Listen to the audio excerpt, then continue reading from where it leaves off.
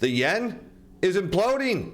I'm your host, Steve Van Metre, and thanks for joining me today. And the Bank of Japan is facing a major cash crisis as it attempts to keep the yen from imploding. Let's head over to Wall Street Journal where we picked today's story up. Well, the headline, that Japan jumps into the market to buy yen for the first time in 24 years.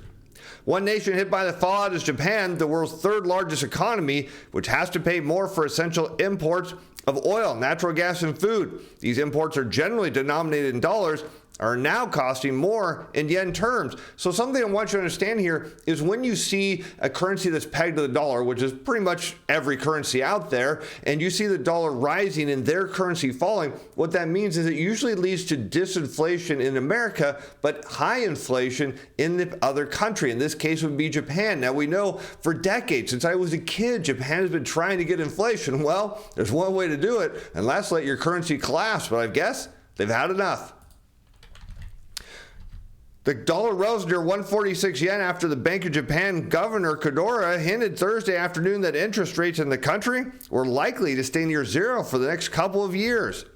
Less than an hour after Mr. Kodora stopped talking, the government stepped in. It said it intervened in the market to sell dollars and to buy yen, the first such operation since 1998. So what's happening here is the market is saying, look, you're going to keep easing while the Fed is tightening, and well, in fact, almost every other major central bank is tightening, and so the value of the yen is tumbling. People don't want it. They don't want to use it, and that means it's risking its usage as a reserve currency. A lot of people don't know it's not the reserve currency, but it is a reserve currency because trade happens in the yen. Well, when it's going in free fall and you're conducting trade in it, guess what? You're not going to want to use anymore, and that's just going to put more downward pressure on the yen. And so because of easy monetary policy, the Bank of Japan now is forced to liquidate its reserves.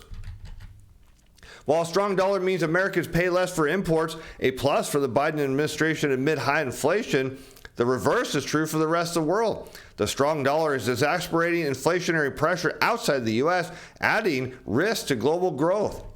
And here we can see that this is absolutely true when we look at this chart of the consumer price index on a year-over-year rate of change in blue, and we hold this against the nominal broad U.S. dollar index in red. We can note that periods of high inflation usually come, at least in the U.S., with a weakening dollar. But when the dollar tends to move higher, we see inflation come down. And now we see the dollar move. But there's a better way to look at this. Let's take this same chart, and instead of just looking at the nominal broad U.S. dollar index, let's put it also on a year-over-year rate of change, and now you can really see that when the dollar makes very large moves higher, and you can see inflation is still can be relatively high during this move, and then it comes crumbling down. Now there's several instances, and you can see another one. The dollar shoots higher, inflation comes down. Here we see the dollar shooting higher. So what it's telling us is the likelihood that inflation here in the U.S. is going to come down is very high. We'll look at some more charts on that in a bit, but that means inflation in Japan, which they've been begging to get, well, it's going to be a huge problem. Japan's intervention resulted in initial success. Within minutes, the yen rose, so that it took only around 141 yen to buy a dollar. Still, that is far below a level set earlier this year when the dollar was trading around 115 yen. As of Thursday evening, Tokyo time, the yen was trading around 140.83 yen to the dollar. And although foreign exchange rates in principle should be determined in the market, we cannot stand idly by when speculative and excessive moves repeatedly occur, according to the Japanese finance minister Suzuki. Well, there's one thing you shouldn't stand idly by, and that's watch your portfolio crash into the next recession. I'll put a link up here to Portfolio Shield and description below, because what Japan is doing is blowing out their currency reserves, and speculators will feast on that and just wait until they see if they can drain Japan down. Until then, they're forced to respond. Some analysts have questioned whether Japan could sustain intervention on its own because of its foreign currency reserves, while large, aren't unlimited. The finance ministry reported 1.17 trillion such reserves as the end of August, much of which is believed to be in dollars. That compares with more than 6 trillion of global foreign exchange trading today, according to the Bank for International Settlements. The core cause of dollar strength, particularly against the yen, is the interest rate differential between the U.S. and Japan. Traders have said, well, that's because traders don't understand what a global dollar shortage is. Most people tend not to, but the real issue is we're seeing a global dollar shortage on top of divergent monetary policy between the U.S. and Japan, and that's just making the situation there even worse. And that situation is likely to get worse, as we hear now from the Fed. Powell signals recession may be the price to pay for crushing inflation as the Fed raised rates yesterday 75 basis points, but more importantly, signal there's more hikes to come. Powell's admission there will be below trend growth for a period should be translated as central bank speak for recession. Times are going to get tougher from here. And no one knows whether this process will lead to recession, or if so, how significant that recession would be, according to Powell during his press conference yesterday. Well, the reality is, when the Fed aggressively raises rates, the probability of recession becomes near 100%. We've seen this in the past, where there are times the Fed could raise rates and we don't have a recession, but it usually ends up with a pause, as many of the newspapers were asking Powell during the press conference, hey, are you going to pause? And the answer was, well, maybe not, but we're going to bring inflation down. That usually means a recession is imminent. The chances of a soft landing are likely to diminish to the extent that policy needs to be more restrictive or restrictive for longer. Nonetheless, we're committed to getting inflation back down to 2%. Keep in mind, he's doing that at any cost. And we have always understood that restoring price stability while achieving a relatively modest increase in unemployment and a soft landing would be very challenging, indicating that unemployment rate is likely to skyrocket. We've got to get inflation behind us. I wish there was a painless way to do that. There isn't, and he's right. But one way there is to get inflation down is to have a recession, because people consume less when they have less income. And that means, as Powell is suggesting, unemployment rates got to go up and consumption will go down. And along with the stock market, we can nip this thing quickly. But is inflation going to come down to begin with? Oh, yeah. Let's take a look at the charts, because Powell's on the wrong side of this trade. Here you can see the consumer price index in blue on a year-over-year rate of change as we looked at before, but now we're going to overlay the West Texas Intermediate crude oil prices also on a year-over-year rate of change. And you'll note that where crude oil prices head, if they're trending lower, well, that means inflation is likely to come down. We can see this big divergence between the two, suggesting that indeed we are likely to see inflation come lower. We can see that happen a couple other times in history, where there's this lagging effect in the consumer price index before it comes crumbling down.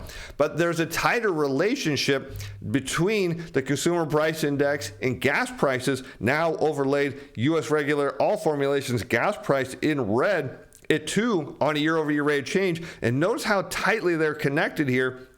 So what we can see is that gas prices on a year-over-year rate of change are coming down. And as Powell did mention in his press conference, are a little higher than he'd like to see. That means inflation indeed is coming down. But what about the link to WTI and gas prices? Well, there's a great one, because, of course, that's where gas comes from, is oil. And here we can see that oil leading gas prices lower, telling us that we know inflation is going to come down. A lot of people don't think that's going to happen, but it is. And that means that Powell's tightening into a period where we're already going to see inflation come down, making a big policy mistake. But that's what the bond market's been telling us with those inverted yield curves. And speaking of bonds, does that mean rates, can they sustainably keep going up, or are they too likely to come down? Well, most people think they're headed higher. Well, that doesn't seem likely either. As we head back to that chart now, we're going to keep the U.S. regular all formulations gas price in red, but we're going to tack on the market yield of U.S. Treasury securities on the 10-year, so 10-year Treasury yields. And here we can note Treasury yields are in blue, that typically they're kind of moving in the same direction, but there are periods where you see rates moving higher against declining gas prices, and then what happens? Rates come crumbling down. So here we can see, note the blue line rising as the red line is falling, indicating that the most likely path at some point is for rates to come skyrocketing, not to the upside, but to the downside as the plane goes nose down. But Goldman says, not so quick. Goldman lists forecast for Fed rate hikes on Powell's hawkish signal, suggesting the U.S. lender now expects rate hikes of 75 basis points in November, 50 basis points in December, and 25 basis points in February for a peak funds rate of 4.5 to 4 3/4, compared with 4 to 4 1/4 before, as their economists led in a research note. But will that actually happen? Well, what we're seeing right now in the bond market, we now actually see the 30-year yield below the 10. We're seeing more and more inversions. And what the bond market is saying, yes, we're seeing rates get pressed up and up, but not that much on the long end of the curve, telling us that a massive policy mistake is in the process. Some sort of reversal is coming in the next couple of months, or maybe even to earlier this year. And that means what we're likely to see is unemployment claims head higher. But I think with some seasonality of the back to school session, we're seeing perhaps the low may be in. And today we've got the initial claims data up 5,000 to 213, which remains very low. Market taking a reaction to say that, yes, that means the Fed will remain aggressive. But as we talk to our chief strategist, Jeff Snyder, who writes in his daily that rate hikes not for inflation, as long-term U.S. Treasury yields actually declined after an early knee-jerk higher, while short-term note rates did move up, stretching the curve's inversion quite a bit. Now, of course, we noted today that we're seeing rates across the board rise, but we're seeing the long end of the curve not rise quite as much. Now, if you want to know how to get Jeff's note, Tracy Shoe Charter, Energy Specialist notes, and my note every day for a very, very limited time as we go paid on October 1st, well, you still can. MarketsInsiderPro.com. Hit the description below. Sign up for the limited time. From this obvious collateral shortage, not an issue with central bank divergent policies, inflation expectations have declined substantially over recent days, mostly because gas prices are coming down. Either the Treasury market has a lot of faith in the rate hikes getting and keeping inflation down over the intermediate term, or the market is increasingly recognizing the growing prospects for something else to accomplish this same feat. And what is that something else? Well, that would be a massive recession. And of course, what that also could imply is a yen may blow up. And what that means for the Japanese economy, well, it's not something we want to find out, but I have a hunch we might. And with that, I'm Steve Metre. Thanks for watching. Thanks for being fans. Bye now.